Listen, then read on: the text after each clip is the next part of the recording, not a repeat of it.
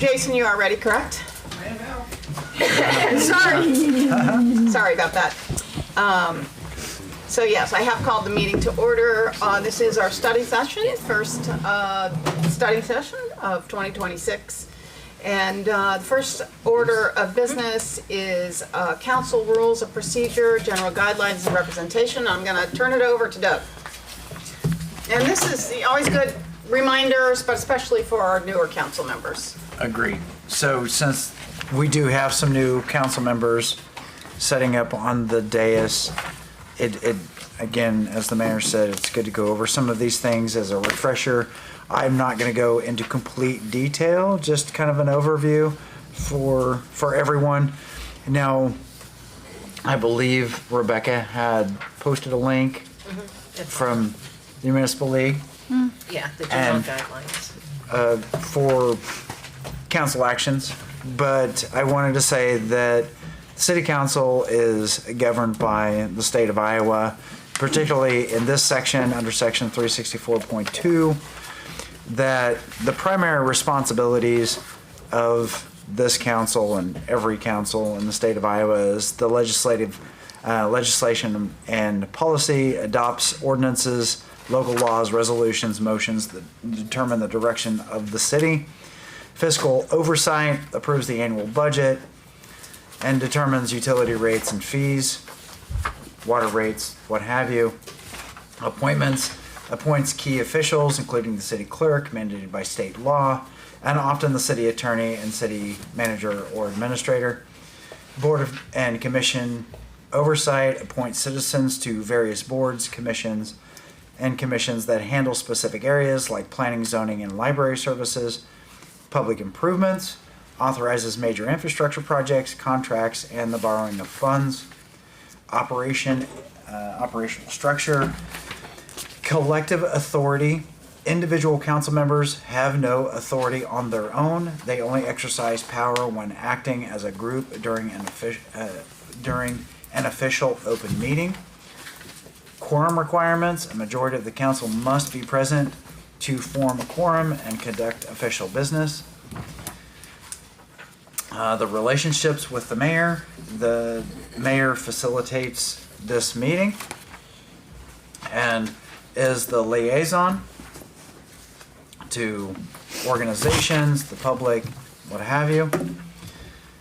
The open meetings, council business must be conducted in a public session, adhering to Iowa Open Meetings Law to ensure transparency. We must publish, at least give 24 hours notice, and this also applies to all committees and commissions, that they are governed by that very same law.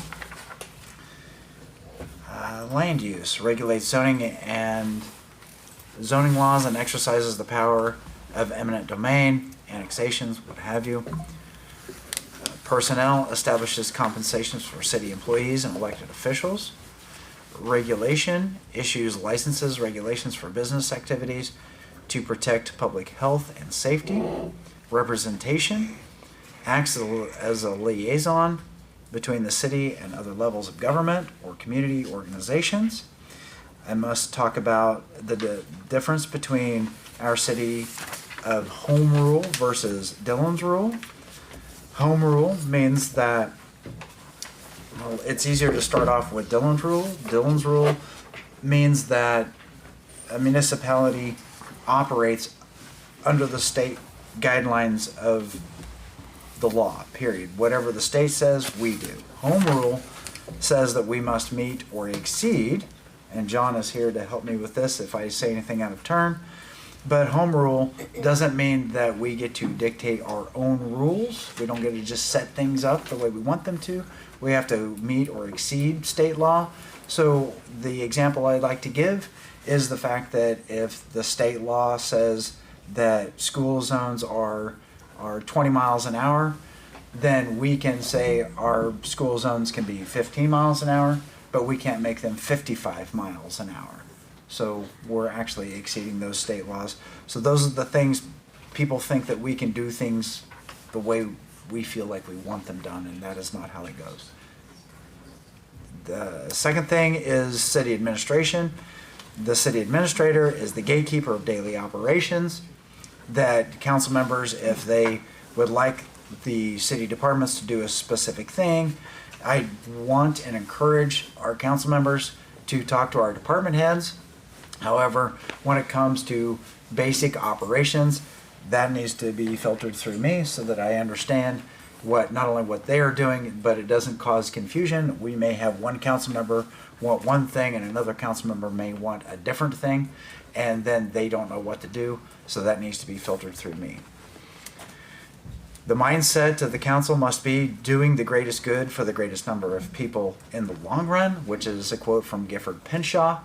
That means that we will listen to all employees, or all citizens, but we must consider the greater good of how it affects the entire population rather than a small population.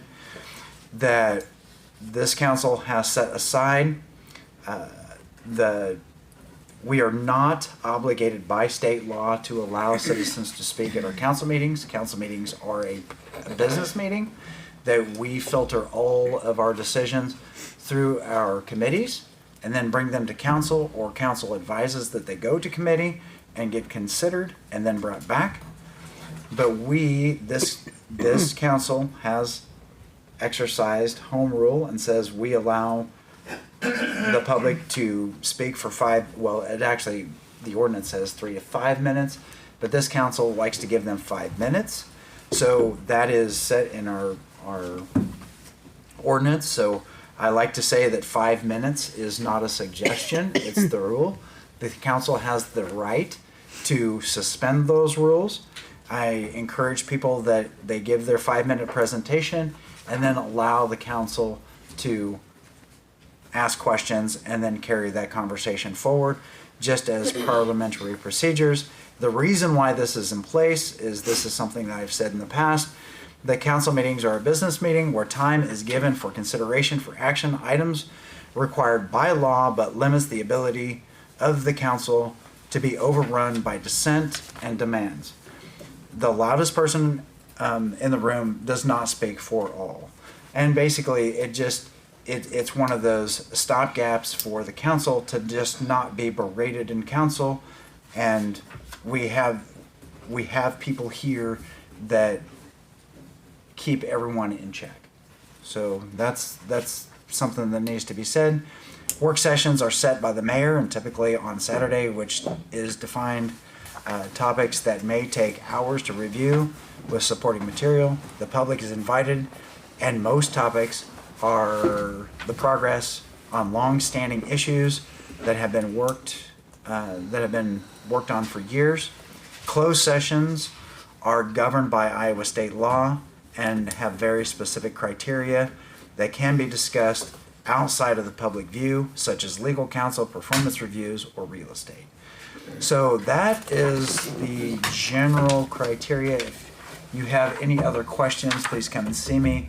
The new council members have to take an online course for open meetings, and we'll get those things done, and then.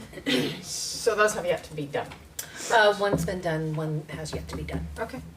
And then I would just like to reiterate that if you want to talk to a department head or a department, to speak to Doug first so he can schedule those meetings, and so he's aware of them, and because sometimes departments are really busy doing a particular thing and we don't want them interrupted, so he's the gatekeeper.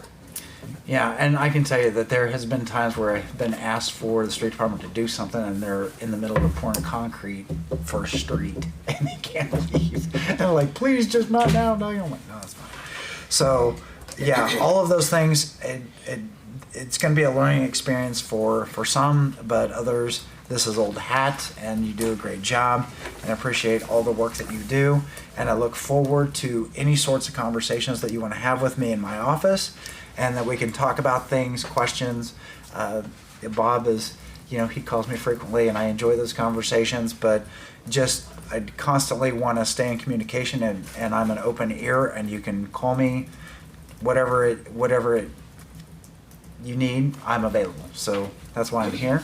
And Can we ask questions now? absolutely. I was just curious. Sorry, I didn't mean to interrupt you. No, okay. I'm sorry.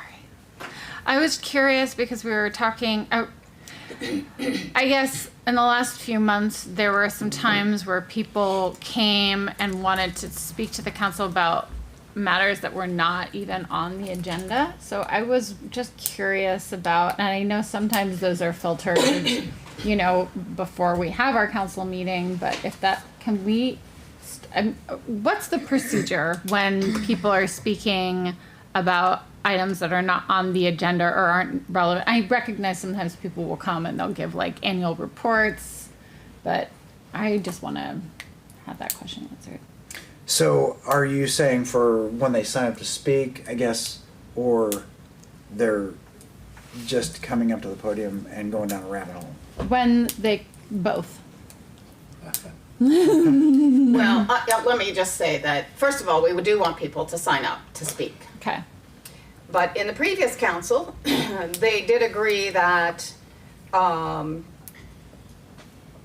if somebody thought it was really relevant for that night, but they had not signed up to speak, that they could notify myself or Rebecca or Doug, and we could make that discretionary call whether we would allow them to be part of the public appearance. The other thing is we could also bring that to the council at the very beginning, when the council can add something to the agenda if they vote to do so. I just don't want it to appear discriminatory, if there are people who are speaking about something that's not on the agenda, and I obviously want to have, public comment, but I just feel like there are some times where it just goes totally off the rails, and it's not even something that's on our agenda to consider, so. The council can absolutely deny that. And secondly, that if you've got, there are controversial issues. We've had some in the past, and there are going to be more. It's just the nature of this beast, that you might have 30 people that are, for something and 30 people that are against something. The mayor absolutely has the ability to look at an individual and say, look at a group and say, I need one spokesperson, because they will keep you, this is a business meeting. The council is trying to make decisions. That's not my job. Is trying to make a decision, and we don't want them to just wear you down and keep you here until midnight and belabor the same issue over and over and over again.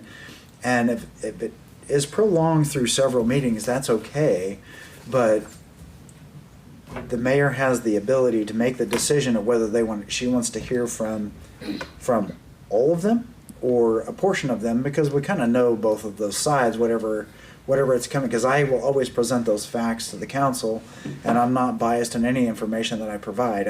I provide everything that I have, but as they come in,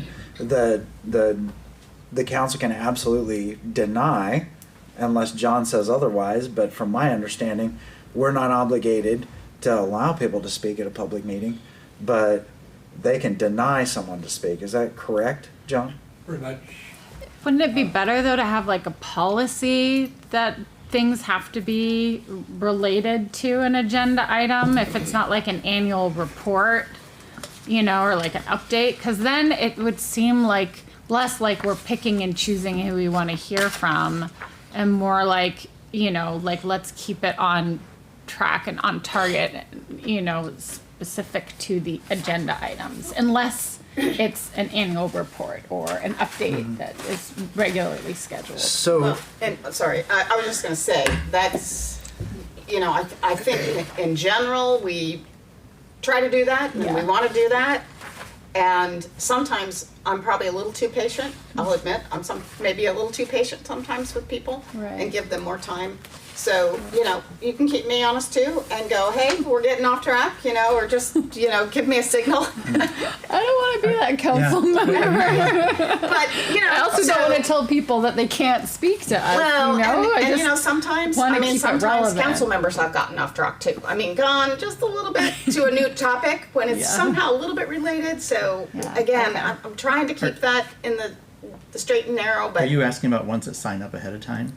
And those two? Primarily, like if we can have like a policy where it's like it has to be related. The only but- thing is, a lot of times, those aren't related until we hear them bring something up, and then we send it to committee or something That's at that true. point. That's so true. It's Maybe there's no way our to address it. And And then- that's the first time we discuss it, and usually we don't make a decision that night, but it'll get sent to committee and it'll move on Yeah. from that point.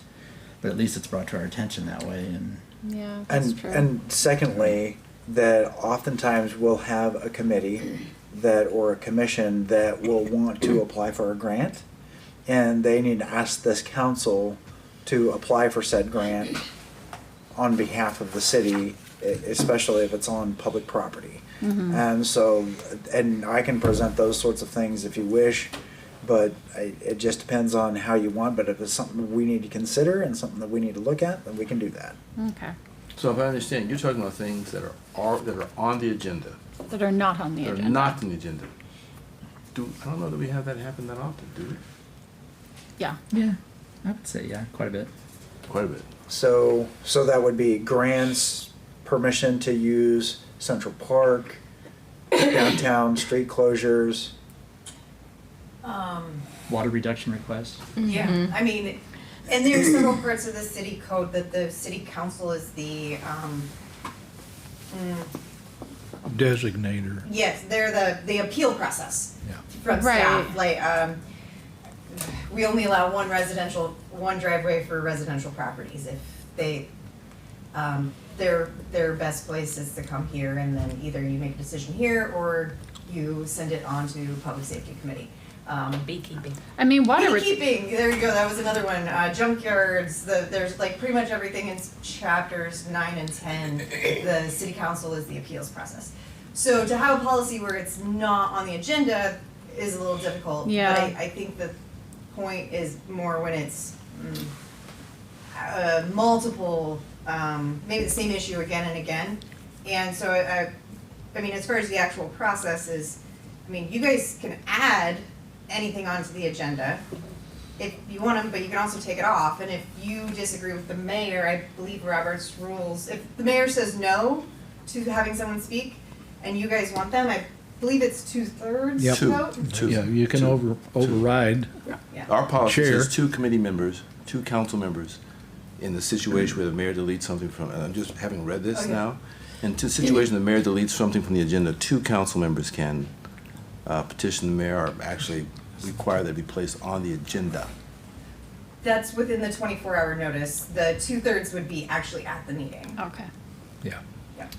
So that is 2 more points, and I'm glad you brought that up, Melanie, is one, that I would encourage all council members to read Robert's Rules of Order. It's a 200-year-old book, and it's kind of how all this stuff was framed.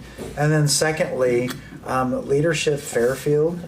I don't know how many council members, if any, have taken that, but I really like Leadership Fairfield.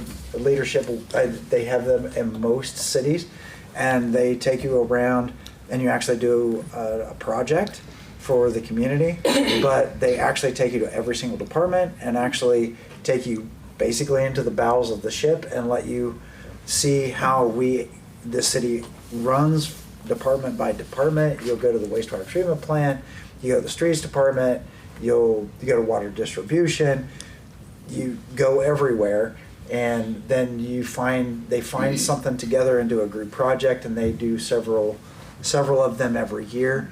And I think that they're very, very helpful. The mayor and I actually participate in some of the presentations that they do, but a lot of times people take these council seats and don't understand, they're up here to legislate, but they don't understand that there are, there's a plethora of things that we do until things are not working. And, that is, again, back to the greatest good for the greatest number of people in the long run, that, this council, they all have their own personal agendas, they do. That's not uncommon, but when they are looking into things, they're looking at what is the greatest good for the city and what direction are they headed and how do we get there. And then they do that collectively. Collectively, I work for you. To go back to your question, I think the city has a policy regarding whether or not an item should be addressed. I think the question is, to what extent we want to enforce it? We've had since 92 a written policy. It was a letter basically that Mayor Rasmussen had requested, and then it was, I think it was also circulated with Mayor Malloy at a later discussion about this. But we have a statute that drives us on our agenda always, both for transparency and basically openness, but media notice always. And our policy back in the early 90s was broader than the statute ever required, and it's been that way ever since. There's a lot of towns that do not post and have the openness about committee meetings that we have. I don't think there's any committee that meets that you can't find out about by either going online or checking out the front posting glass. As far as the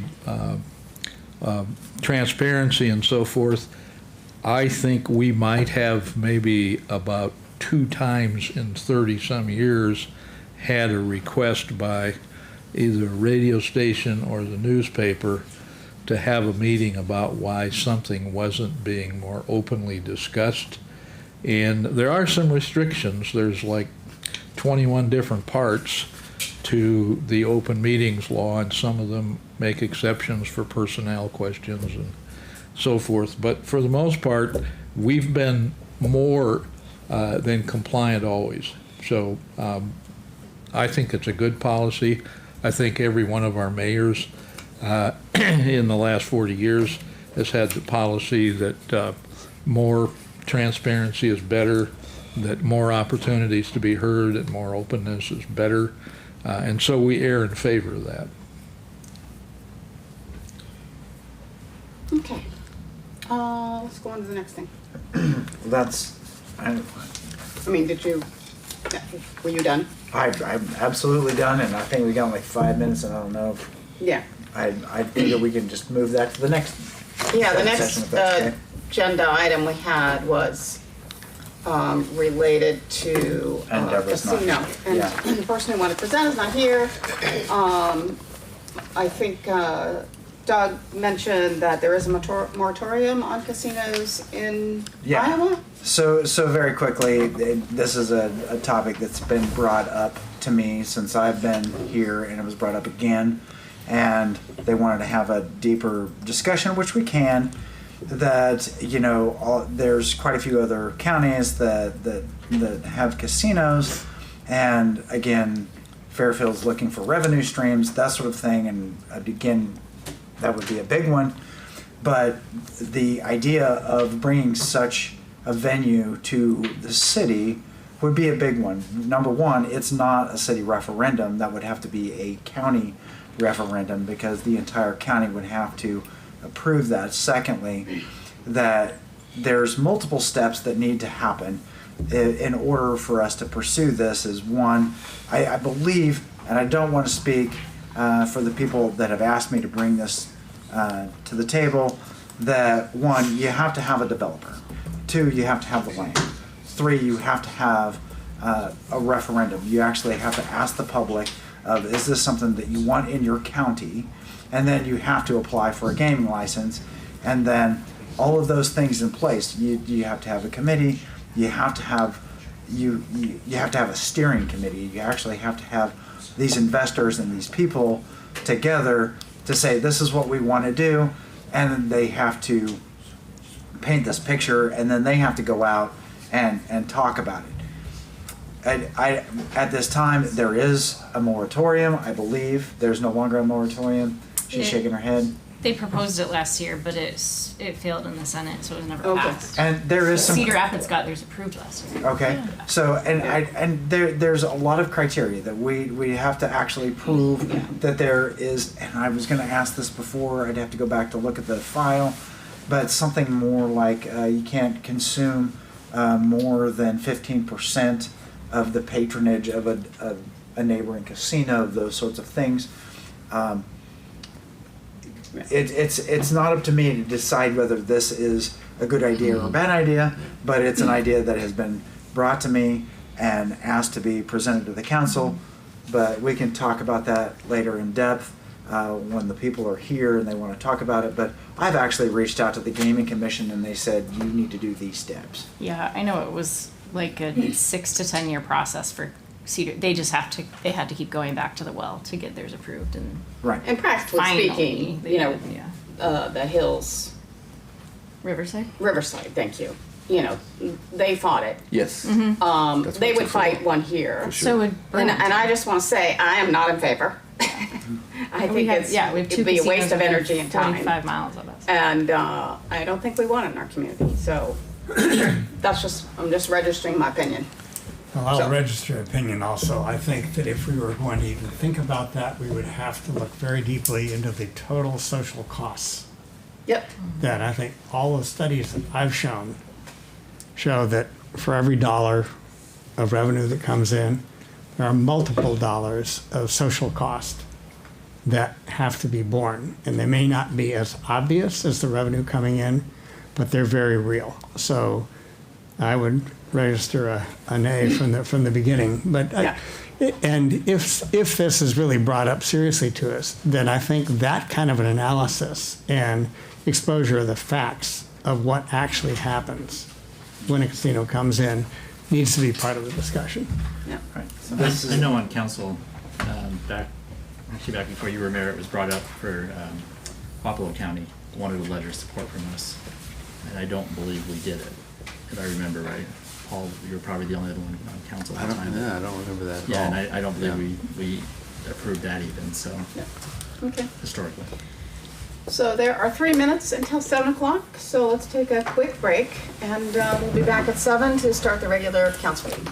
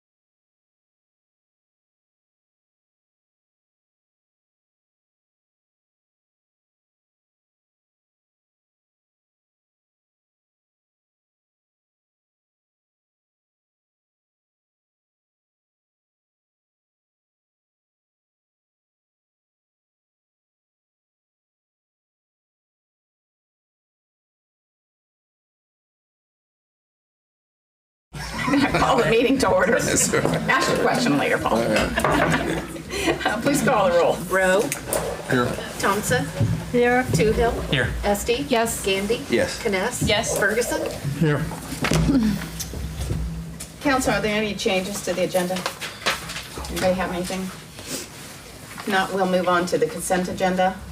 Approval of minutes of the December 15th, 2025 council meeting. Approval of the minutes of the January 2nd, 2026 special council meeting.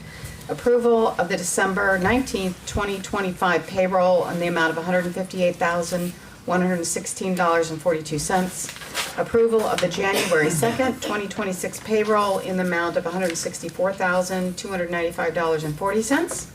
Acceptance of Nady committee minutes. Acceptance of beautification commission minutes. Resolution of employment and wastewater department. Approval of liquor license for localized BP. Approval of ACH payment to the Department of Revenue in the amount of $22,342.58. Approval of special claims in the amount of $3,338.06. Approval of total claims in the amount of $1,039,903.62. There were 3 claims over $75,000. The first one to Christner Contracting for $444,269.48 for the fire station. Crawford, Murphy, and Tilly, $290,347.29. This is for the engineering for the airport entrance road. Waste management, corporate services, $82,181.76. I would take a motion to approve the consent agenda. Move to approve consent agenda. Moved by Gandy, Second. second by Ferguson. Any discussion? I just had one note. I was reviewing the beautification commission minutes. I know Deborah's not here, and this has been sent to property committee. But something that we had discussed before as it pertains to the fountain was concern about maintaining it. And I just noted in the minutes that the consensus was that the city should maintain the fountain. I just wanted to flag that for when it does go to property committee, that maybe that's something we can take up again with Deb. Yep. Okay. So noted. Doesn't change anything, but It doesn't. yeah. I think. No, I'm sorry, we're gonna have a little staff discussion. Did you look at the CMT bill? Because I'm kind of concerned, we haven't approved that engineering agreement. B, they haven't done any work, so I'm not sure why we got a bill for it. So I'm wondering if. It was included. When you say CMT, who you're Talking about Crawford, Murphy, and Tilly. But I'm wondering For the if it was airport. supposed, if it's supposed to go to the contractor. I didn't turn it in, so I'm not familiar with it. But, We can withhold that one till the next meeting. if it's to the contractor, I know they're trying to close out the last project, but if we thought that it was related to the, It's made out to Crawford, Murphy, Tilly. but I'm wondering if, with having staff on vacation right now, if maybe it just got put through, since Sure. it's not our normal staff doing the claims, maybe they just looked at it wrong. Yeah. Because Crawford Murphy Tilly prepared the claim. If it's supposed to be to the contractor, Crawford Murphy Tilly would have prepared the claim. Yes. And I'm sorry, I didn't see that. I would say let's just hold it, and if it's related to closing out the project, then we can reach out to council and go from there. Let But them I'm thinking that it's supposed to be to the contractor, not. So approve everything but this one. Yeah. Okay. I've got it Unless pulled out. Becca, I'm looking at Becca and Doug, I'm like, unless we've got other thoughts, because, Well, can we make it contingent upon review of the yeah. invoice? And that works for me too, yeah. I mean, if it is for the project, then that would be fine, but if it's not, then we need If to it's hold supposed to it. get paid to the contractor rather than CMT, we should run it through again. Yes, Yeah, yeah. okay. Okay, is that clear, council? Yes, yes. There's mine. Does the motion need to be restated or we just? Yeah, will you want to restate your motion, please? I move to approve consent agenda with the exception of the check made to CMT that's contingent upon additional review. Okay, and was there a second already? Yeah, Ferguson, thank you. Okay, any other discussion points? I did review the rest of the invoices. So, Okay, great, thank you. Hearing no other comments, please call the roll. Gandy? Yes. Ferguson? Yes. Toohill? Yes, but I'll abstain from the minutes of January 2nd. Thompson? Yes. Rowe? Yes, but I'm also going to abstain from the minutes of January 2nd. Esti? Yes. Kness? Yes, also abstaining from January 2nd minutes. You got everybody? Okay. Under public forum appearances, we have 2 appearances. First will be Ed Malloy with Grow Fairfield and his annual report. Good evening, council. Happy New Year. Happy New Year. Thank you. I know I've been here to discuss some of the projects that we've taken on through the year, but let's look at them in summary. Our vision statement from our strategic plan that we completed in 2024. We basically have taken off very energetically on housing for this year, which was our #1 goal out of 5 that we selected. And during that period of time in the area of housing, we launched the Neighborhood Revitalization Program, which was designed to start to manifest infill housing. We purchased 4 lots from the city last year and 1 privately. So we have 2 homes that you're all, I know, all well aware of, the Homes for Iowa product. We have interested parties on both right now and expect to be closing those within the next 30 to 60 days. And ordering, we have placed an order for 2 more homes to go on the Logan lots for this coming year. The subdivision obviously is moving along very nicely from at this point last year. We really didn't have anything moving on it other than, you know, discussion and internal discussion about an urban renewal area and TIF borrowing. Those were completed in February and March of last year. Project went to bid. Construction began in July, and just about all of the underground infrastructure is done or will be done by the time the winter's over, because they are working through the winter, and then the streets will start next year, next spring. We applied for workforce housing tax credits. We had provided a lot of education to builders and contractors here in Fairfield. Nobody made an application, so we did. We received 5 of those tax credits, and we'll be utilizing those with some of our builders for the subdivision. We were also involved in developer recruitment. We have, you know, several outside developers that are home builders that are looking at Sunrise Trail subdivision, one out of Des Moines and one out of Burlington. And then, as you're aware, also Kading Properties, we became the selected city for their next project, which would be 100 rental units, probably built in 2027. We still have some work to do and work to do with the city on that, but the fact that we were not on their radar a year ago, we applied. We were one of 22 finalist communities, and then we were one of 22 communities, 5 selected finalists, and then the city that was chosen. We are going to begin a grant that the city received, the Rural Housing Innovation Grant, which is a 2.0 version of the Housing Readiness Study the council did in 2023. Very excited about that. We purchased 18 additional acres on Louisville Road, which is contiguous to the Sunrise Trail subdivision, which will allow for probably another 30 homes to be built. So we have capacity for 100 lots in that particular area, and that land will also be annexed into the city when Melanie gets all those ducks in a row.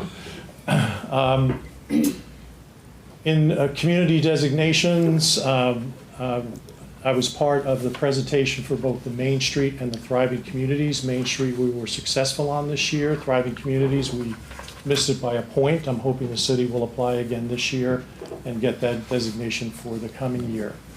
Aside from that, in the business retention, attraction, and entrepreneurship area, we helped a local business achieve a Ready loan. We started organizational meetings for a venture capital fund in the city to support startup businesses and entrepreneurs. We did educational seminars for builders and contractors. We continued the sponsorship of Traction Thursday and the entrepreneurial counseling and consulting that's done through that. And we've been advising local entrepreneurs. We also successfully formed a local nonprofit called the Fairfield Economic Development Foundation. We are going to target most of the funds raised towards housing. And today we received our official letter from the IRS declaring that it is a legitimate 501c3 tax deductible. Neighborhood revitalization program, as I mentioned, we purchased the lots, we put in these 2 infill homes, and they really are starting to attract attention. The whole real estate market seems to be really perking up after the first of the year, so we're very excited about those. Again, this is the Homes for Iowa. Most of you get a chance to tour any of those to get a look at the inside of the product? Since we haven't actually sold them yet, if you would like to, I'd be happy to show you those. They are really impressive. The Sunrise Trail, we are getting ready to start marketing the lots. We've had interest. We've got 5 builders that we're working with right now who we're hoping are all going to build a spec home. So we're going to have some diversity of product out there. But we feel that once the road is in and people can actually drive out there, see the lot staked out, there'll be a lot more interest in that. We're working with the local realtors. We have a special commission for them in terms of what they can do to help us. We have an architectural review committee that will look at the housing product that will be proposed out there for someone who is interested in buying. This is an overview shot of the Knoxville Kading property. Again, we're not sure exactly what number of units they're going to propose to build, but they generally start at about 100. This development had 150, and they're on their second phase of another 150 units. They're all single-story, duplexes, triplexes, quadplexes. They all have 2-car garages. And as we've mentioned, the reputation of Kading is that they are really impeccable managers of property and a good quality, but at a workforce housing price. The innovation grant, which was a $50,000 of funding towards demolition, and it's going to be a broad community study about options for what we do with housing, with substandard housing, and also with rejuvenation and renovation of some of our properties that are still in good shape. We're going to have the benefit of an entire architectural class from Iowa State University School of Architecture, 19 students over a 5-month period of time who will be doing a community study. So that'll be fun to see what comes out on the other side of that one. In terms of business retention, as I mentioned, the Area 15 regional rural economic development loan. The foundation was formed. I've attended several statewide conferences on both housing and economic development, and presented to IEDA on behalf of Main Street and Thriving Communities. We were awarded 5 tax credits totaling $167,000 for 5 units. We're going to use 3 of those for the Logan lots and the Homes for Iowa that we'll be putting on those, and then 2 spec homes on the Sunrise Trail. And our organization is I think 49 years old this year. John, you probably know better than I. Pretty close. Yeah. Yep. And our land and development project valuations total over more than $80 million towards community valuation. Our board for 2026 with Alyssa Ward as our president, Aaron Kness vice president, Vanessa Willman treasurer. We have a good board, very excited about the community, very cooperative with everything that we set out to do. Any questions? I don't know. I think I went over 5 minutes, but as fast as I could talk. Yeah, I mean, you talk about the city and the community, and Grow Fairfield is going after housing in a big way. It's huge. It's very impressive. Yeah, thanks. Thanks. It was really an inspiration from the city as well in terms of the work that it did in 2003 with the housing study, and this grant, the innovation grant, was something that we were approached to apply for. This is something that's modeled, and we're going to build that model out, and then it'll be available to other communities around the state. So we really are recognized at this point as being, one of the leaders in housing in the community, even though we only have 2 of them placed right now. But by this time next year, let's see where we are. That's fantastic. I have a question. I'm looking at, you mentioned that no developer applied for the workforce housing tax credits. Yeah. So Fairfield did. We did, yeah. Can you speak to why that might have been the case? I don't know. I think, contractors are busy people, and, I think sitting at night filling out a grant application is probably the least of what they're concerned about. The other thing too is I think once you have some success with this and you understand what kind of a financial benefit it is, what kind of a value it is to you, you will take the time to do that. A sales tax rebate and $30,000 per unit, it really is worth it. But I didn't speak with anyone about why they didn't. Don't you really need 2 or 3 units for some people to really take the time to do it? I mean, Yeah. if they're just a local builder and building one house and some Exactly. projects, maybe it Exactly. kind of doesn't make sense for them.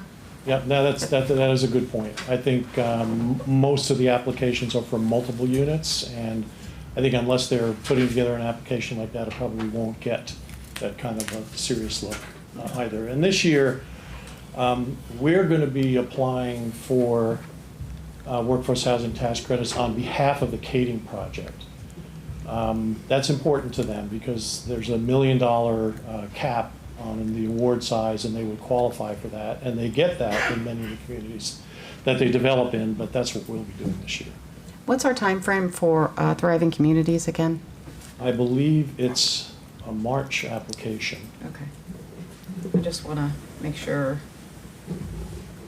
we're not at the last But we minute. have everything saved from last year, and I'm sure Right. it'll be kind of resubmitted, and Yeah. Okay. So we'll be talking about that soon. All righty. Great. Any Thank other you. questions, Council? Oh, that's very exciting. Thank Thanks. you. Good job, Ed. Do we know what we need to do to get that 1 point? Yeah. Oh, yeah. Yeah, we do. Yeah, we do. We do. And hopefully we'll get more than 1. Yeah. Okay, Alex Mickunas with our library director and his annual report. Good evening, Mayor Boyer, Doug, members of council. It's an honor and privilege to share an overview of Fairfield Public Library's work over the past year. Fiscal year 25 was a year of both challenge and momentum, marked by budget pressures and aging infrastructure, but also by increased community use of the library, growing community partnerships, and important operational improvements. Public libraries are a cornerstone of American democracy because they put our freedoms into daily practice. At the Fairfield Public Library, residents freely access information, explore a wide range of viewpoints, gather peacefully, learn new skills, and practice in civic life without cost or barrier. These everyday acts, reading, researching, meeting, questioning, are how democratic values are lived, not just existing as lofty ideals. Tonight, I'll briefly highlight key trends in library use, stewardship of public funds, and progress we've made in positioning the library for the future. Thank you for your continued support of this essential public institution. I'm happy to answer any questions following the presentation. I'd just like to go over our vision and mission. The vision of the Fairfield Public Library is to foster curiosity, connection, and empowerment.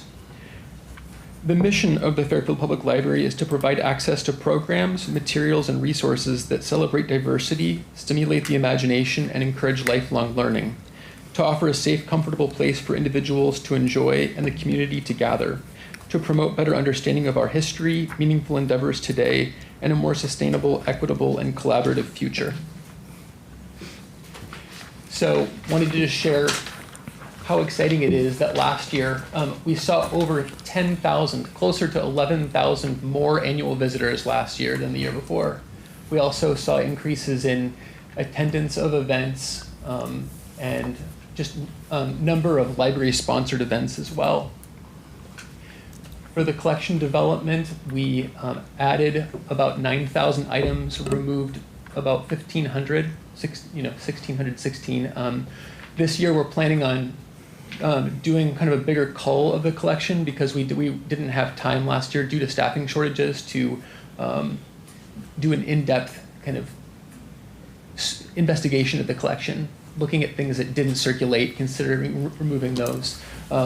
We've got close to 85,000 items in the collection right now. We had 12 digital subscriptions for online resources in fiscal year 25, including LinkedIn Learning, Mango Languages, Hoopla, Canopy, Beanstack, Consumer Reports Online, A to Z databases, the ever popular Libby, Wall Street Journal Online for all Jefferson County residents, New York Times Online for all Jefferson County residents, and new last year, we added Mometrics eLibrary, which is a really amazing resource for people getting ready to take standard and more important standardized tests, like things like the GRE. You can actually study for the GRE with Mometrics. It's really amazing. SAT, ACT, amazing tools. And that's from the State Library of Iowa with some federal funding. And we also have Ancestry on Ancestry.com online. Here's a breakdown of the digital resource usage. And I see I'm already very short on time.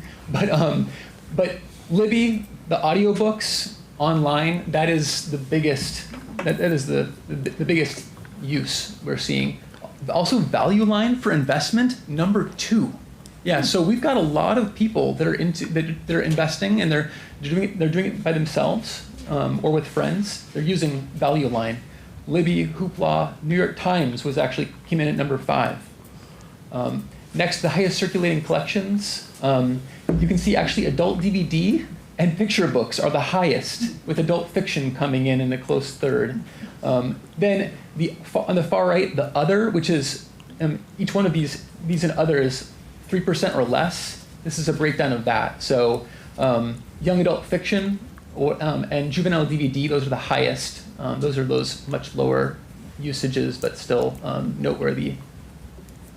What is the value of our public library? Well, I would say it's invaluable. You can't put a price on it. But last year, Jefferson County residents with library cards saved over $7 million by using the library and all of our resources rather than buying the things or paying someone for these services.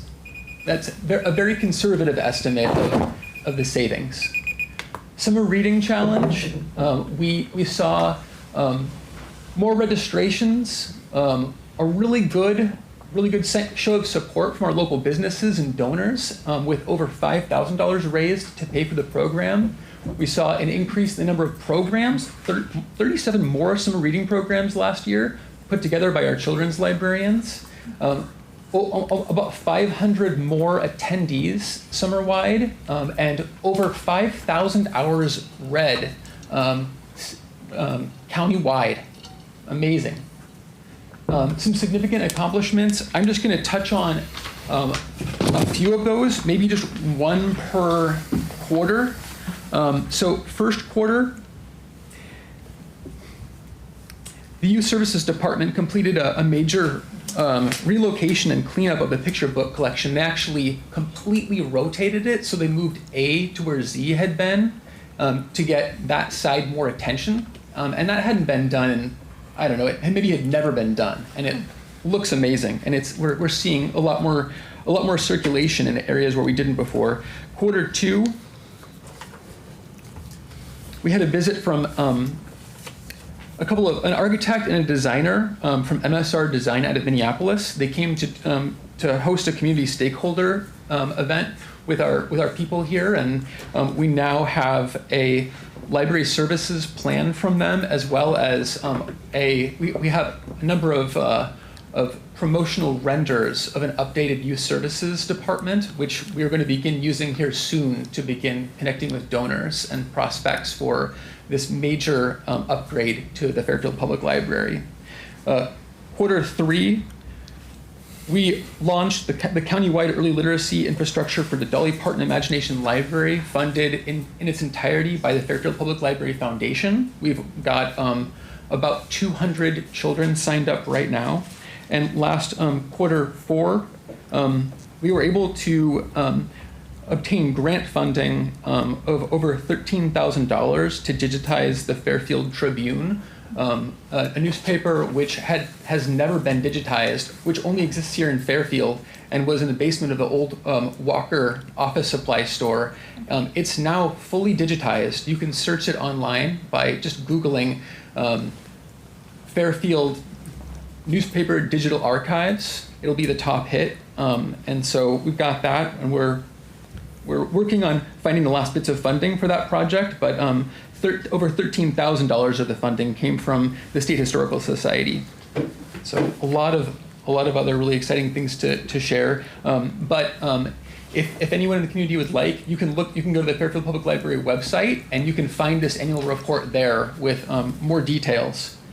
Here are some pictures of Deanna Julson on the left, one of the volunteers who helped get the Dolly Parton Imagination Library off the ground. And on the right, that is my daughter, Nadia.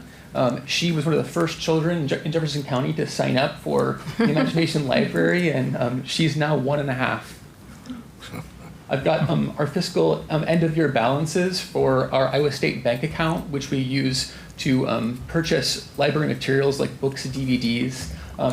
We also have a book sale fund in there. We use those funds to pay for library programming when we have educators and performers come to town. And we also have a capital account, which has funds ready for our capital campaign that has started now. And finally, the endowments or reserve funds, which we use primarily to purchase library materials. We use the interest from those CDs to buy books and things like that. So that's it for my presentation. Thank you so much. Do you have any questions? I do, Alex. First of all, thank you for your dedication and passion to your craft, I'm going to say. It's really inspiring to me. I know growing up, library is always a wonderful place to spend time in, and you've made it that way here in Jefferson County. My question is, the Fairfield Tribune you mentioned? Yeah. What time frame did that exist? Do you know? Late 1800s through, I think, 1920, approximately. Mm-hmm. We still have a long ways to go in the digitization of all the microfilm. We're probably like 40% of the way through the project, but we're just going to keep pushing along and keep applying for those Greater Jefferson County Foundation grants every year and see where else we can get funds. How much do you think you need to really finish the whole project? Have any idea? Yeah, I would say maybe around $30,000. Okay.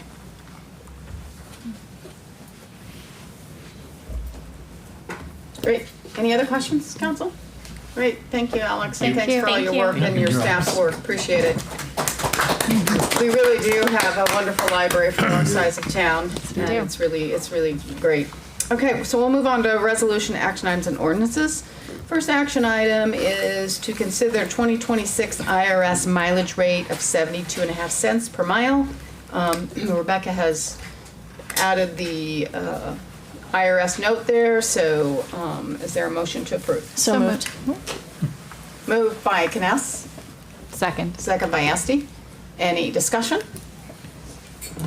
Hearing none, please call the roll. Kness? Yes. Esti? Yes. Gandy? Yes. Ferguson? Yes. Thompson? Yes. Rowe? Yes. Toohill? Yes. Great, thank you. Next action item, consideration to dissolve the Diversity, Equity, Inclusion Committee. If you recall, this was first created as a multicultural committee. Committee wanted to change to Diversity, Equity, Inclusion. And then the last report really was given in December 2023 by the chair requesting to dissolve because really the interest had waned, and so it seems like the committee is at this point not needed. However, we continue to do staff training, for discrimination and, various things. So we want to continue to do that. It's just that we are asking that this committee be officially dissolved. Is there a motion to approve? So moved. Moved by Toohill. Second. Second by Kness. Any discussion? So how would that training then go forward? I guess I remember one DEI training that we had, and then They since have they're access gonna- okay. to, through our insurance and ICAP. different, and ICAP, Okay. that they're, having staff do. Okay. Yep. So to reiterate, they had requested in December, about 2 years ago, to dissolve. I think we referred it to a committee, and it's been dormant or inactive since, so. Yeah. That makes sense. Okay, any other comments? No, please call the roll. Toohill, Yes. Kness. Yes. Ferguson, Yes. Rowe, Yes. Thompson, Yes. Esti, Yes. Gandy. Yes. Okay, next action item is consideration to dissolve the housing task force that was created in 2022 for the housing study.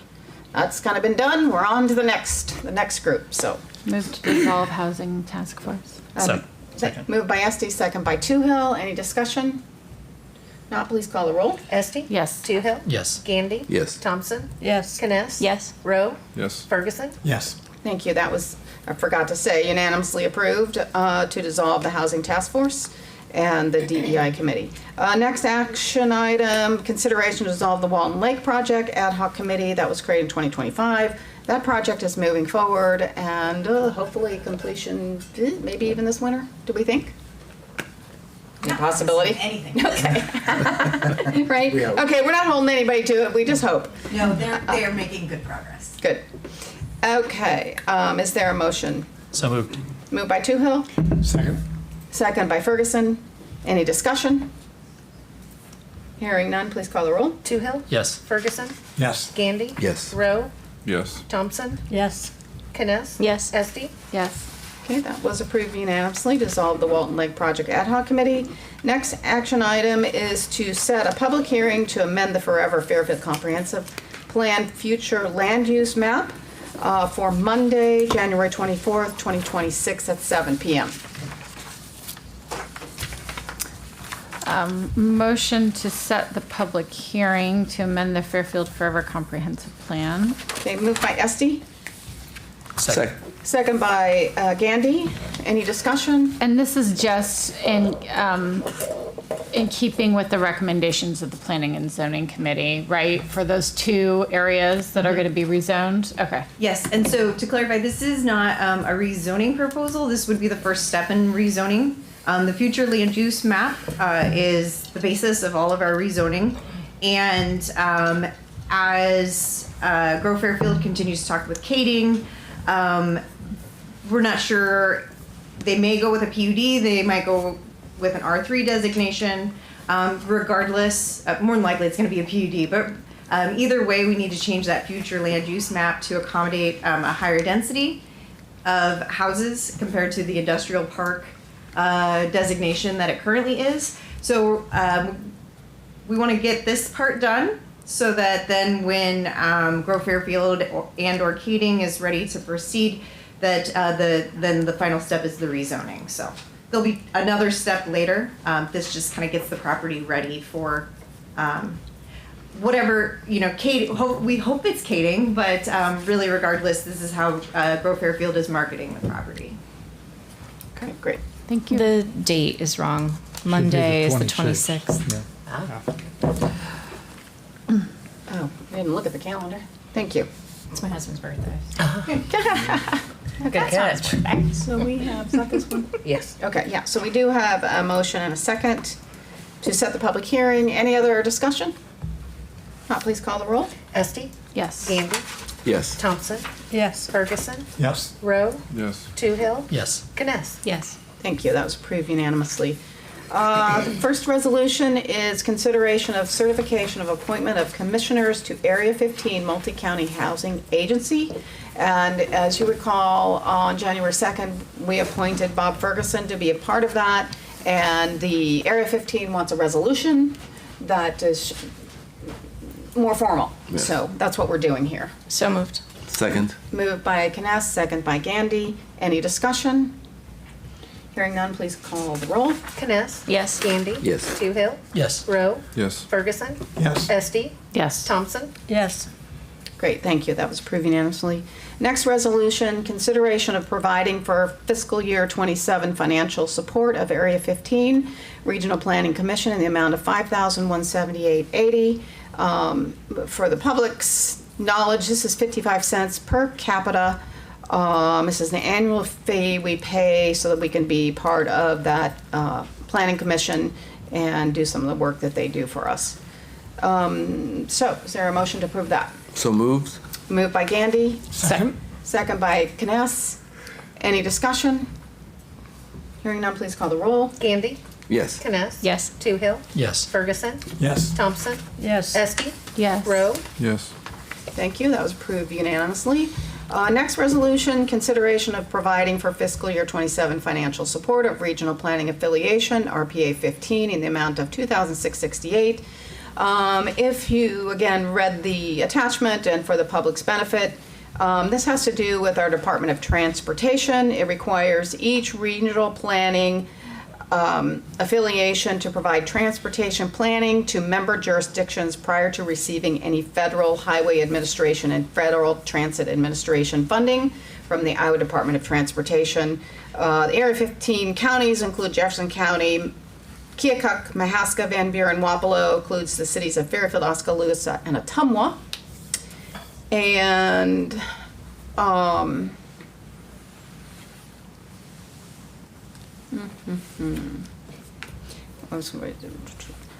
expects to receive, so the regional planning 15 expects to receive an estimated $2,824,000 in federal highway transportation grant funds to be used for road improvements in this area, and Fairfield's estimated share is $242,685. So again, this is how we get some of our money to do roads in Fairfield. And we do, it's required that we give a 20% local match toward the planning grant, and anyway, so our obligation is $2,668. Move to approve the fiscal year 27 financial support of the RPA 15. Okay, moved by Esti. Second. Second by Gandy. Any discussion? Hearing none, please call the roll. Esti, Yes. Gandy, Yes. Toohill, Yes. Ferguson, Yes. Kness, Yes. Thompson, Yes. Rowe, Yes. Thank you. That was approved unanimously. Next resolution, consideration of fiscal year 26 financial agreement with Grow Fairfield Economic Development Association in the amount of $26,000. And this is what we have been paying to Grow Fairfield for several years. 25 years. 25 years? Okay, same amount? That's I say that's pretty good. It's a bargain. Right? It is a bargain, and you know, we don't have to have somebody on staff who really does that, and it's good to have. Move to approve. Okay, moved by Gandy. Second. Second by Toohill. Any discussion? Hearing none, please call the roll. Gandy, Yes. Toohill, Yes. Ferguson, Yes. Rowe, Yes. Thompson, Yes. Kness, Yes. Esti, Yes. Okay. Next up is the public hearing for the long-term lease agreement with the Walton Lake. Do we want to say anything about the Walton Lake agreement beforehand? Anybody have any comments to share? Walton. Of course, we're talking about the Walton Club. Yes, Right. sorry. I did say Walton Lake. I mean the Walton Club.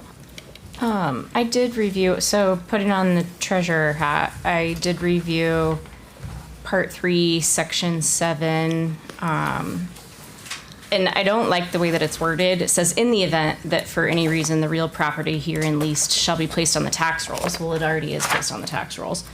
And it's taxed in two different ways. The actual real property of the land is taxed that they rent from us. But additionally, there are buildings on leased land that they own. But there's not an enforceable way to make them pay the taxes. And saying that this lease is null and void does nothing to make them want to pay the taxes other than to avoid penalty. So I think that section needs to be reviewed and rewritten. Okay. Okay, appreciate that comment. Anybody else have a comment? I mean, with that, Yeah, there's a couple other parts to that. One of the other parts in the lease, and I'm limiting myself to not finding it very easily with my magnifier, but it prohibits, I think it's under mechanics liens, any kinds of liens from being allowed to be incurred on the property. So it's a second null and void type of paragraph. If you have very many violations of the lease, you put them on notice of breach, and then it's a question about whether they're concerned or not enough about it to clear things up. So we haven't been experiencing breach to my knowledge right now, but I think Terry's been in the official position sometimes in the past. Did you experience that at points? Multiple years, yeah. Okay, so I'm respecting your history. Multiple on years it. of what? Of them not paying their property taxes. Yeah. So do you have any suggestions of different wording, or do you want it to go back to committee? The problem lies in that you can't sell buildings on leased land at tax sale. And the only thing that you can do is go after them in small claims court. It has to be less than $5,000, or go after them in court to require them to pay it. So, like, to me, there just has to be more teeth in that, because the general tax sale laws don't apply. They have to pay the city's taxes, or else the city's taxes will get sold at tax sale. And of course, we would never allow that to happen. Sure. But it's the building on leased land taxes that there's literally hardly any recourse. Yeah, the worst case scenario would be we just do an eviction action, and the city's not advocating that, but. Right, that it doesn't is- make sense. If it you're is gonna sign a something 10-year that- lease, that doesn't make sense. It has to be something different. We'd go have that conversation with their board if it Right. comes up. Well, how is terminating the lease not teeth enough? Because they've done it every, I mean, for 7 out of the last 10 years. We haven't and we've never terminated the done lease. anything. Right. We can. Yeah, we can. But we have to be ready to do that. But it doesn't matter what we put in the contract if we don't enforce it. Right. So it doesn't matter if we add different language here if we're not going to enforce it. Well, I remember you guys saying like, oh, then we wouldn't renew their liquor license, or we wouldn't do this. Like, there's just more things I think that could be done. But if we're not going to act on it, then it doesn't matter, right? Correct. I mean, that's why I think this isn't I think this is just lame. But but we don't act on it. It needs to be something actionable that we will do. Well, what would the consequence be if we Right. pull them? That's what we need to talk about. What's our fallback? I mean, are we going to get another Well- organization to come in? I mean, that would be a question that I would have. But again, you guys, we can't, I mean, you have to pay your property taxes. And if the law doesn't make them pay their property taxes, there has to be some sort of consequence. And that's just something I think needs to be talked about. Okay. Yeah. So let's pause for the public hearing, and so I'll open the public hearing. I know we do have a couple people here from the Walton Club, do you want to come to the podium? Do you have anything to say? Any comments?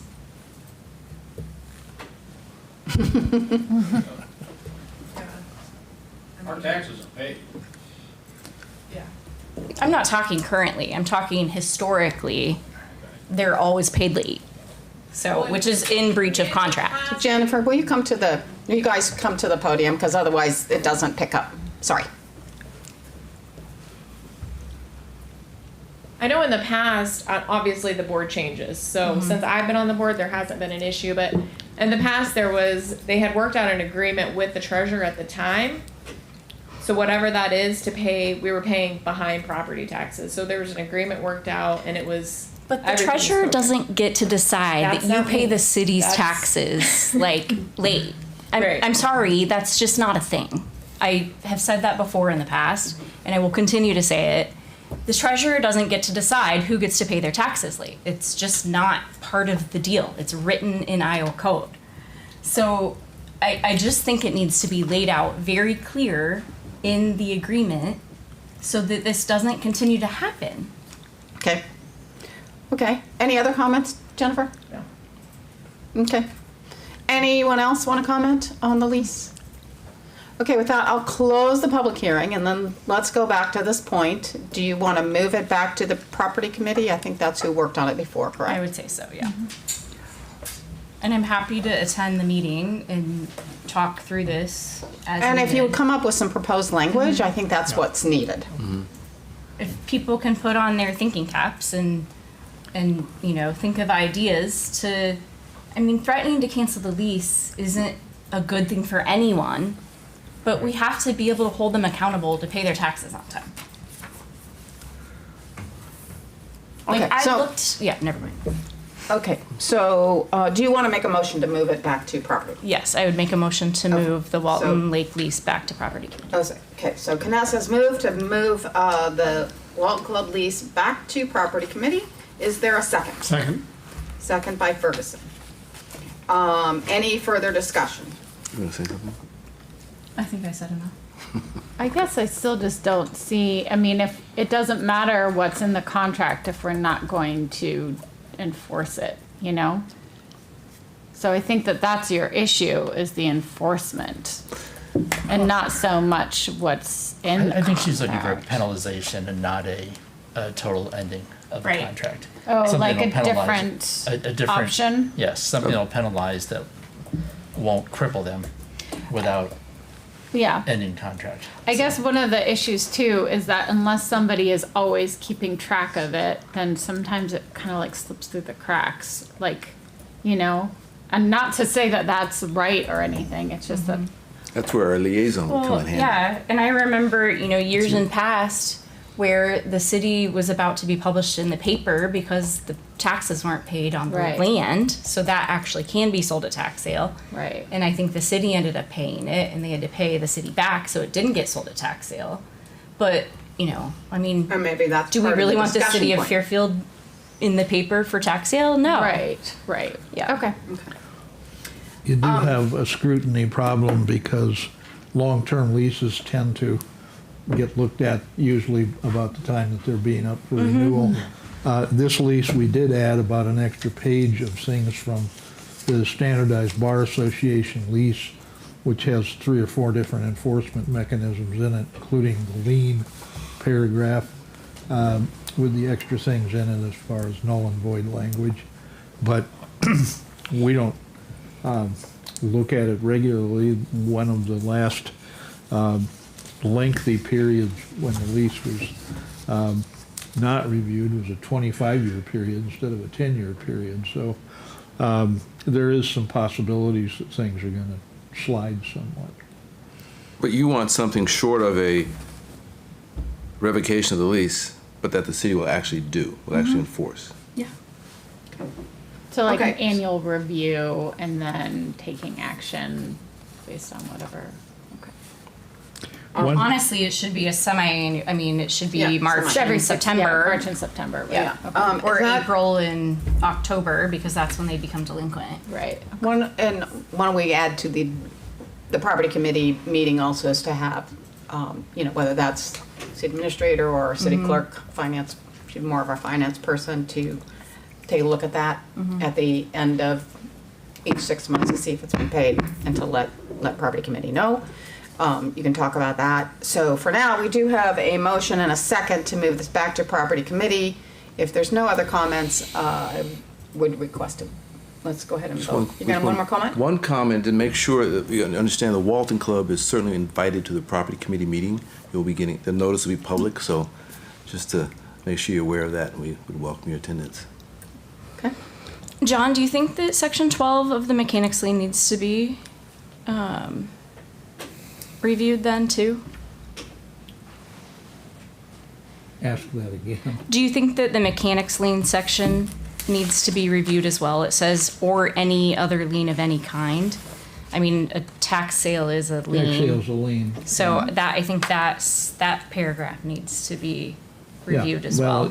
Because you're also saying then you can't take them to small claims court, you can't take them to court to get them to pay the taxes if they go unpaid, No, right? I think you can do all those things myself. But this is saying that, The remedy that this is providing is sort of a standard remedy that goes much like what I call a net lease, where you may have taxes, insurance, and maintenance as part of the understood things that are the responsibility of the tenant. And it isn't necessarily 100% spelled out.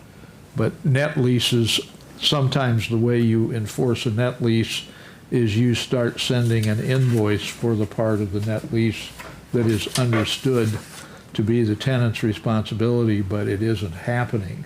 And at that point, if you did, monthly statements because of a delinquent tax bill, it'd obviously be an attention getter, but that's not really what the lease says at this point. So we could certainly talk with Walton about the idea of that enforcement alternative as part of a net lease understanding. Okay, so, again, that can be discussed in property committee, so go ahead and call the roll. Kness, Yes. Ferguson, Yes. Toohill, Yes. Esti, Yes. Thompson, Yes. Rowe, Yes. Gandy. Yes. Okay, great. So that, the lease for the Walton Club has been referred back to property committee for further review in just a couple sections. Okay, next resolution, consideration of amended Nady Land Committee bylaws. I understand Brittany's here to discuss what they're proposing. I would like to tell the council that previously when there were bylaws change requested it, again, it was moved to property committee as well, and so I anticipate that that will happen again tonight. So, just to go further into it a little deeper, but why don't you go ahead and talk about Sure. what you were proposing? I didn't realize how involved updating the bylaws were. We probably wouldn't have changed it for 2 sentences had I known all this. I'm just kidding. But we added 2 basic sections to the bylaws for the Nady Conservation Committee. The first is under Article 3. That was Section 4 that just allows us to vote electronically via email. We typically meet 2 times a year, so every now and then something comes up. And it would be easier to vote via email. So that's there. Section 4 under Article 3. And then way at the end, the last article, we added a conflict of interest section, just because every now and then that does pop up that someone has a tie to something we're voting on and they abstain, so we thought we'd get that in our bylaws. So those are really the 2 things that we added. So if there's any questions on the bylaws or the Nady Conservation Committee, I can answer those. Move to approve the resolution to change the amended Nady Land Committee bylaws. Second? Okay, it's been moved and second to approve these bylaws changes. I thought there was, before we go on, I thought there were some additional changes that were in there. The previous one actually removed the city's oversight. That had not come before council. Okay, so I think that was part of the reason we wanted to go to property committee, That right? was the reason we were reviewing it, yeah. Say that again? We had, yes, so we were updating something that hadn't gone. Before council previously, yeah. And then, there was, the terms. I think the terms were changed in the previous amendment. That did not come. From the, okay, Yeah. yeah, I apologize, I wasn't aware of that. No. So why should this go before property? Again, is there a reason? Because of those 2 things that Okay. that she just mentioned. Okay. That had not been approved. Okay. And I think one of those was the terms, was increasing people's terms, correct? Normally, they have 3 terms, right? Yeah, and I think it went on to they could renew if they wanted to, if the committee decided they could. And normally, most bylaws says you can have 3 terms, and then you get off at least 1 term before you can come back on. Sure, yep, Versus, hey, I want to stay on the rest of my life, right, because I like to do it. yeah. So I think that needs to be discussed further. And again, that could be a property committee discussion.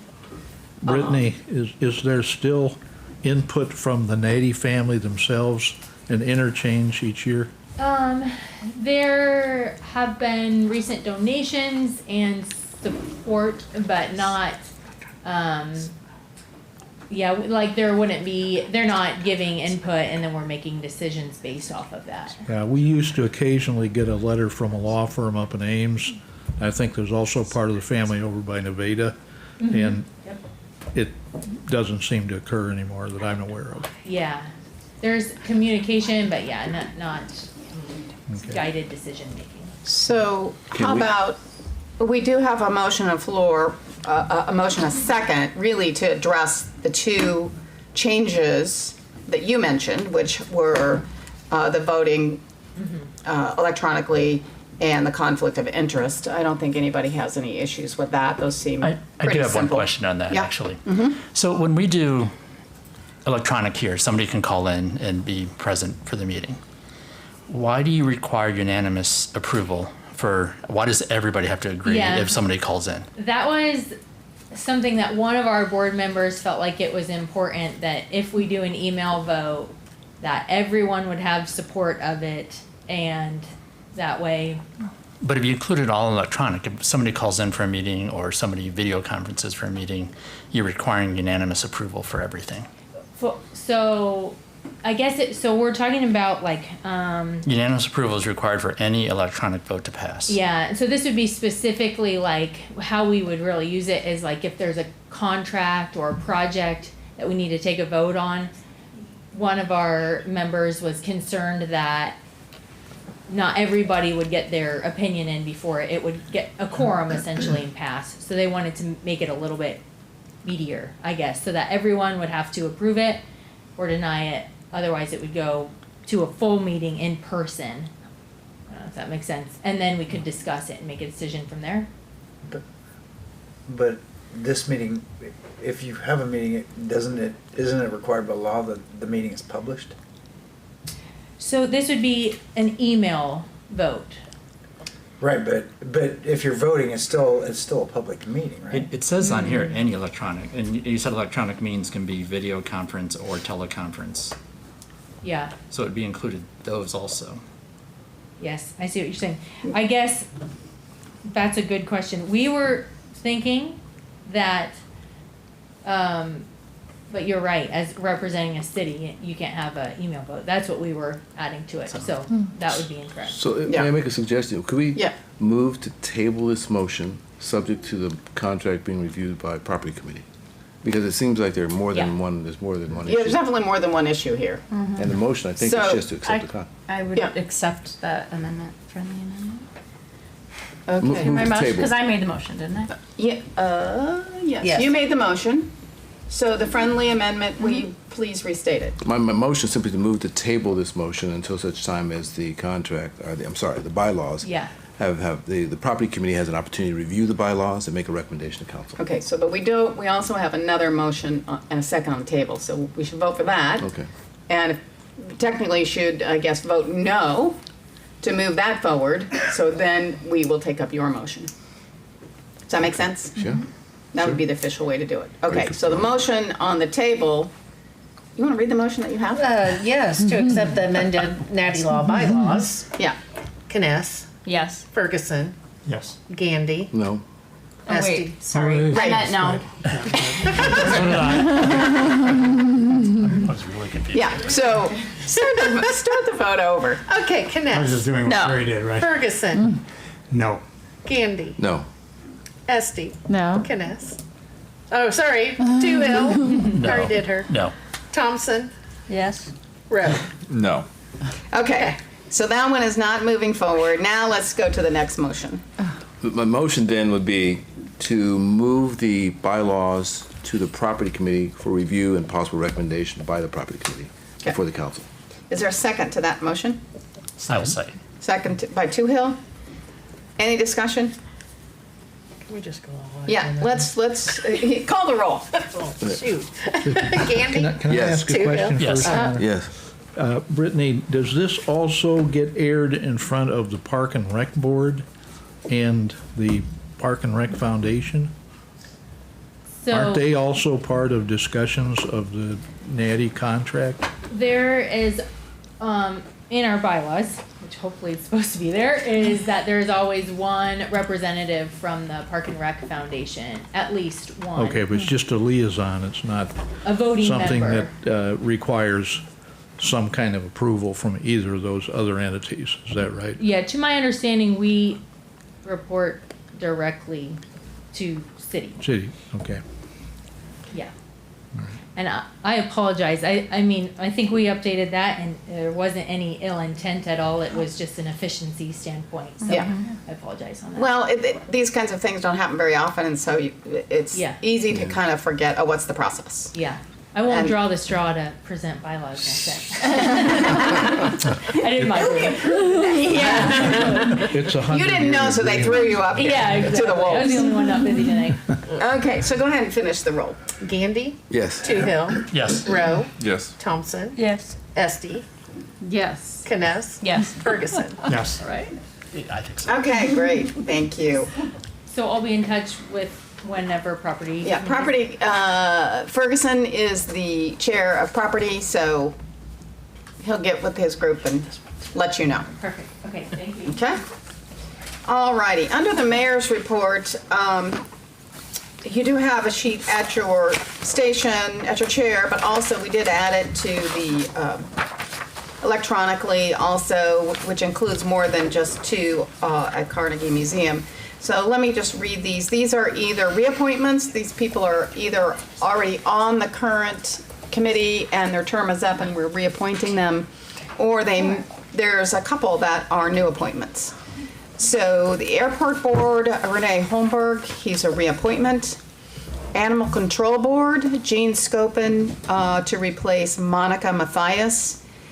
There is another person that is not going to continue, Coralie Burns, so I do have an opening on the Animal Control Board. If anybody's interested, they can let me know.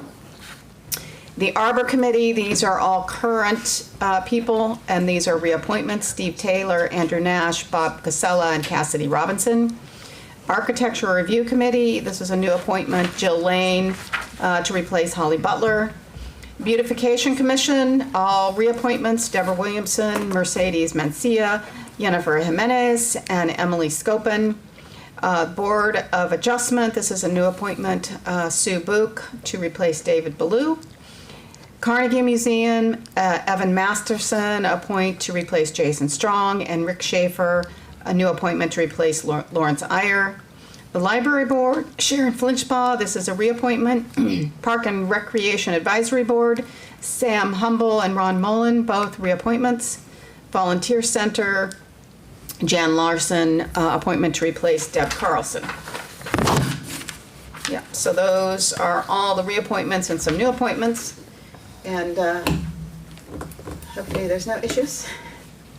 And so I would take a motion to approve, a motion and second to approve. So moved. Moved by Kness. Second. Second by Toohill. Any further discussion? Not, please call the roll. Kness, Yes. Toohill, Yes. Esty, Yes. Ferguson, Yes. Thompson, Yes. Gandy, Yes. Rowe. Yes. Okay, city attorney report. Yes, two or three things. A couple of them are just housekeeping. At the end of the year, we had a couple things from the clerk of court about old nuisance cases. One of them that has been on the docket for the last year or two is the Dr. Michael Goodman house up on B Street. The clerk sent out a notice that basically said it hasn't been tried yet, and you either need to get the court to set it for a date certain and get it tried in the next 12-month period, or explain what's happening here. Mr. Goodman has, he filed a counterclaim, then he had a meeting with our committee by telephone and was going to settle with us, and then he didn't. And then at that point, he didn't show up for a court administrator scheduled trial scheduling conference. And right now we're back to where we were about last summer this time. So this is going to be reset. We'll have a hearing on it and we will get something tried up there. The house, in the meantime, the windows have been more broken out. I'm sure it has a healthy animal population living inside of it. And we still have $18,000 held in an escrow account that is also a subject of litigation. So that thing, I'm expecting to hear from the court administrator about what's the best way to get Mr. Goodman into the loop and back with us. And Mr. Goodman's 79 years old right now, and he has had COVID and other health issues. It is a difficult scenario as far as him being in Florida and us being up here, but he still persists I've offered him the opportunity to do something where he would agree to commit most of that escrow to this, and we would just take the case out of court and let him be part of watching it get fixed, which the fix at this point looks different than it did about 4 or 5 years ago when he said it could be fixed by some makeover. Right now, I think the only fix that's probably going to happen is demolition. But there's more than enough money to do demolition if we get to that ruling. One of the things that, excuse me, will come up in the next couple months, I know that there's been a request by our police department that we have a civilian officer that is a public service officer that would do multiple tasks. And I think we're still trying to sort that out as far as whether some of those tasks will have to do with nuisance housing. But you're shaking your head no, Melanie. Not likely. All right. Well, I'll update the council on that in a second. yeah, please do. I'm anticipating having a conversation with Melanie about maybe a dozen nuisance cases that are at various stages, with some agreements and some that aren't working. But anyway, I'll listen to Melanie closely as far as what she thinks can happen next, because I thought that might be a solution.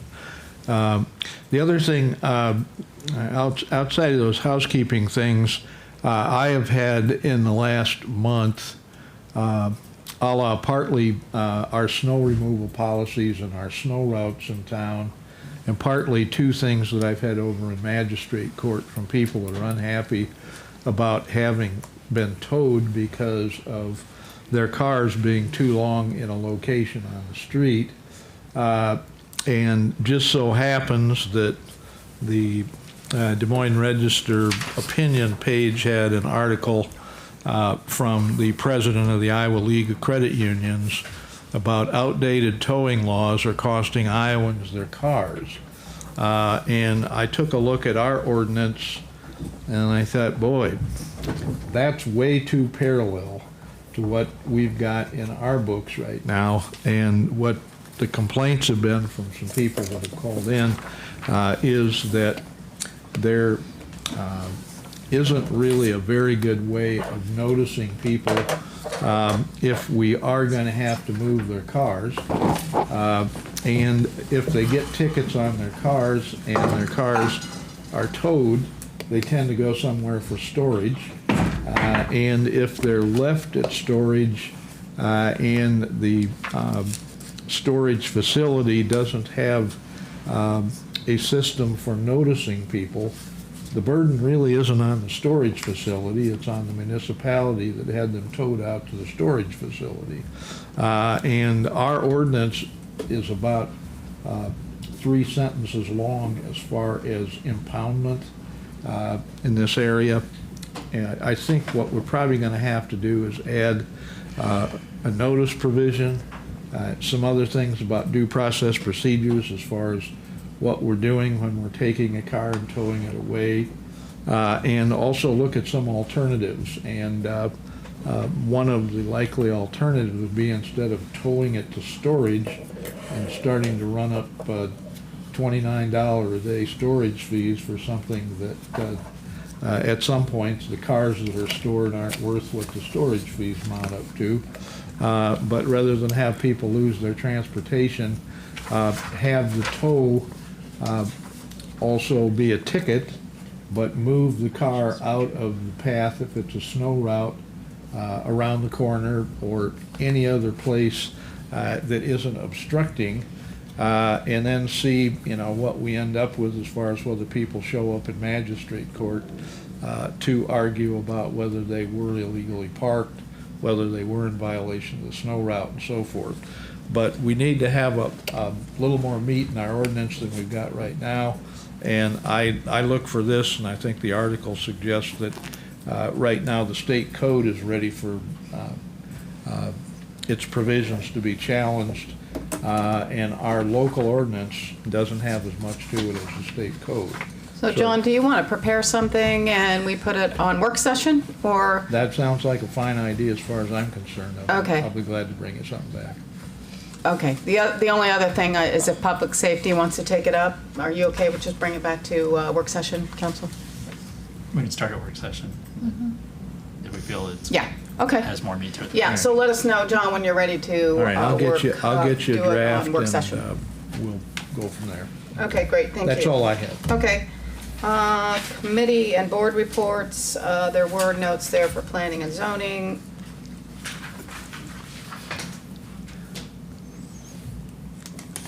Hi. Do you want to say anything about that? Sorry. No, I want to touch on the annual report that is the second item under the planning and zoning. There's no council action on the planning and zoning commission, but what had started off as kind of an update to the planning and zoning commission on the staffing that John had mentioned and that we've talked about in a couple work sessions.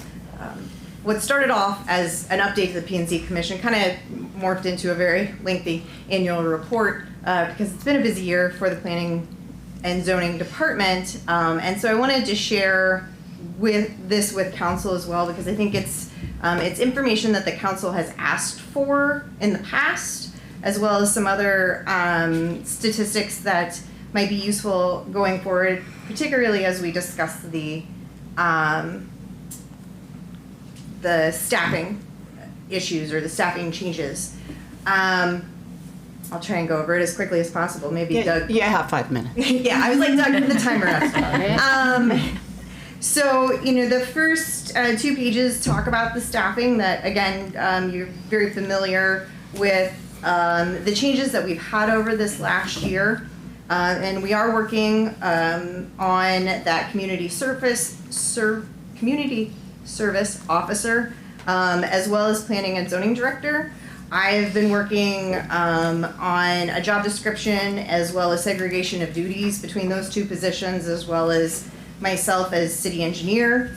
I'm very, very close to having it ready for personnel committee, but we are incorporating those salaries into the budget, or going to try in order to bring that part to Ways and Means. As far as segregation of duties, just since John brought it up, roughly what I had in mind and kind of based off of proposed salaries for each of these individuals is the community service officer. A lot of cities actually have these. And I'm going to say they're the exterior nuisance items, grass, vegetation, dogs, parking, right-of-way trees. Again, more of the exterior stuff. A lot of that stuff doesn't require a certification in order to do those inspections, so it is a lower paid position. I mean, it's still a officer. I mean, they're not a certified officer, but it's it's still in that range, but it's not like a certified building inspector. And then the planning and zoning director would be your buildings. We still have a lot of discussion on that as to whether the fire department's going to continue the rental, how much time we want that position to commit to policy changes that are needed within parts of the code, and actually I'll say more the interior or the structural related things. I think, again, because a planning and zoning director is going to be a higher paid position, they're going to be a good resource for John in court to say, yes, that chimney is structurally unsound or something along those lines. And so that's where I've kind of started to put those dividing lines, using a lot of other cities' job descriptions to work on those, as well as kind of what we're thinking about for proposed salaries. Again, I'm like one more review to go through it, making sure there's not overlap between the 3 positions, and then I'll send it on to personnel for further review. But up to this point, the Planning and Zoning Commission did not know all of that was changing, so letting them know that. However, so despite having changes in staffing this last year, I'm still very pleased with the way how the nuisance cases did proceed.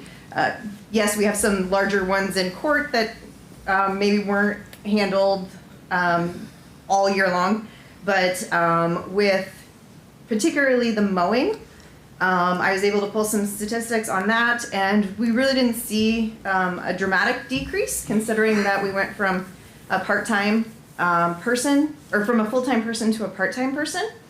The other nuisances, such as the buildings, dilapidated garages, those types of things, those did dramatically decrease. But we did still see, roughly the same amount of mowing fines and mowing letters this summer as we did the last year. Then moving on to other things within planning and zoning, I know council, last year when you increased the residential tax abatement from 3 years to 5 years, I had brought statistics on tax abatement, and so just wanted to show that again this year. We had a decrease in tax abatement applications, both in terms of value as well as number. One of the things the Planning and Zoning Commission asked was finding some ways to promote that program more, and so that is listed in the goals for the department. So we had 5 single-family applicants and applications that were approved. We had zero multifamily residential applications in 2025, and only 1 commercial application. The bottom number in 2025, the net new taxes during the 3-year period, I must have deleted something there, and so that should be $1,187, not $1.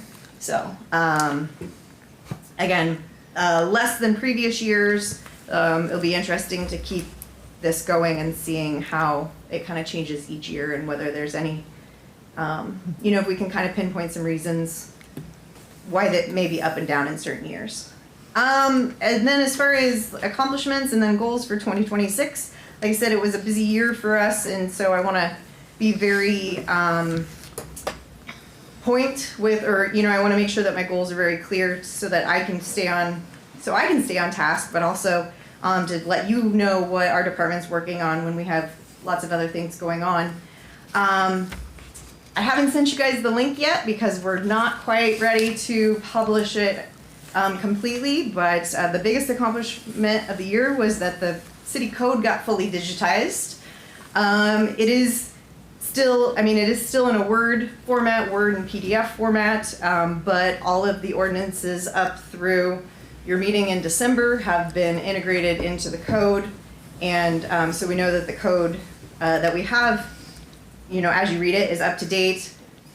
I want to review it a few more times, John. Every time I've looked at the document, I've found a couple errors in numbering or something along those lines, but maybe in a month I'll be ready to print hard copies for John's office, as well as the judge and anyone who needs hard copies. But like I said, I found a few numbering errors and typos or something, but substantially it is there. The only other thing I wanted to point out then was the goals for 2026. In the middle of page 4, the Planning and Zoning Department, again, there's 2 employees, one of them being myself, that has multiple hats, and so I wanted to make sure the council was aware that this is what our intentions are.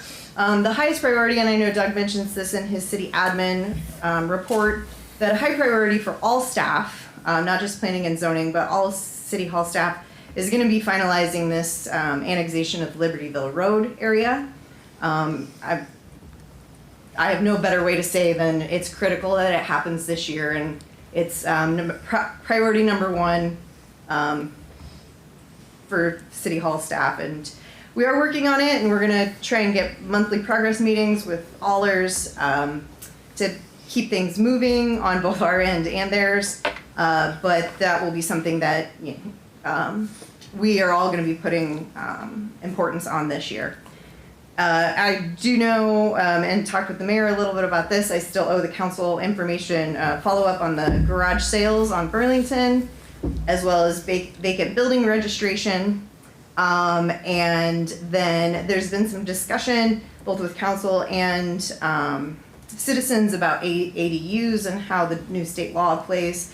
So I think those are reasonable goals for this year. We obviously have a lot of other things we would love to work on, but those are kind of our highest priorities for starting off the year. And maybe there'll be by the time we get some of those started, we'll have a planning and zoning director to help out. But that's what we have going on, or what we had going on, and what we're working on. And let me or Dawn or Doug know if you have any questions on any of that. I have one question just about the planning and zoning administrator. I know that we have talked a couple times about building codes. Would the planning and zoning administrator be able to go in and do, make sure that people are in compliance, or would that be something that we'd still want to outsource? So my proposal, now granted, we have not seen how this works with the overall budgets, but what I submitted was a salary of, I think, $95,000. The proposed job description I have, I think I put it at maybe, I can't quite remember, but that 95 was that average. To be perfectly, that a lot of planning and zoning directors capable of implementing a building code and doing the inspecting are going to be, a lot of them are city administrators that are between jobs. So you are looking at that level of employee as far as both qualifications as well as what they would expect. So I guess in my opinion, and we can see what the market is out there, is when you're talking at, $95,000 a year, that once the building codes are up and going, that they should be qualified, either coming with the qualifications or be able to get the qualifications in order to do some of those inspections. Okay. I think time management is still going to be a problem for that person.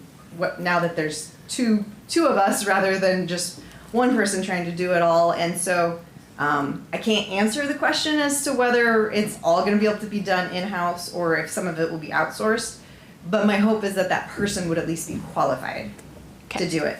I do talk in here that the planning and zoning department is roughly around 34 to 68% self-funded over the last 10 years.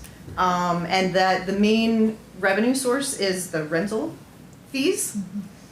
So again, my expectations is that a planning and zoning director or administrator, whatever position, or what name we give them, they would almost spend their first year, maybe 18 months, reviewing policy, changing policy, maybe getting the vacant building registry completely off the ground, and different policies that we've talked about that are potentially additional revenue in order to pay that higher salary. Like building codes and inspections. Yes. Okay. Yep. So, and building codes, or when we have that outside person, maybe if we have to have that outside person, the council can decide at that time, do you add 5% administrative,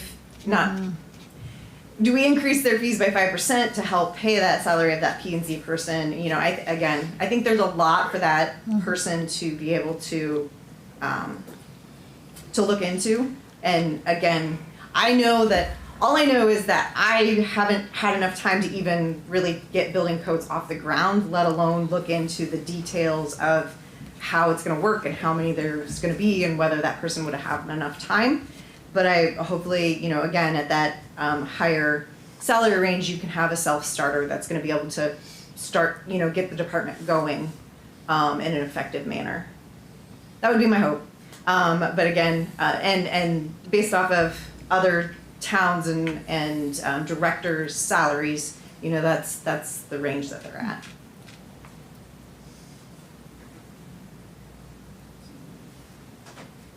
Yeah, there's still lots of questions, and I think definitely when I bring the job descriptions to the personnel committee, looking at some other towns as we go through that will be good to see, their duties as well. I was just musing about what happened to our building code discussion, and I was trying to remember the last time we talked about it and what needed to happen, if there's anything. It's in properties. I believe the property committee was. So maybe gonna- we can take it up at our property committee meeting when we have it.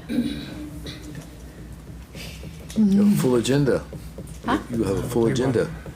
You have a full agenda. And I think part of the issue is it's hard to pass all the way through if we don't have any way to really manage them and enforce them and all that kind of thing. So it's Right. one of the chicken and egg things. Yeah, definitely. And there's a lot of process. There's a lot of things that are chicken and the egg and planning and stuff right now. Like I feel like I'm kind of holding it back a little bit, and I hope that a planning and zoning director can help that. Yeah, a lot of processes to work out and forms and et cetera, before it can be really up and running and going and effectively.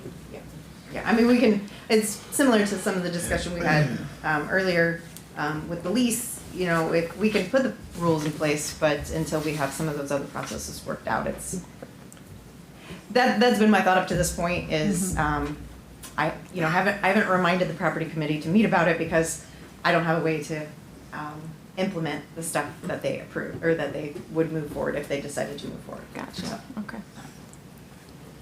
All right. I'll be reaching out to personnel, and then I don't think that the issue will come to Ways and Means until we're ready to bring the whole budget to Ways and Means, but it'll be part of the Ways and Means budget discussion as well. Great, thank you. Okay, city administrator report. I just want to add on to Melanie's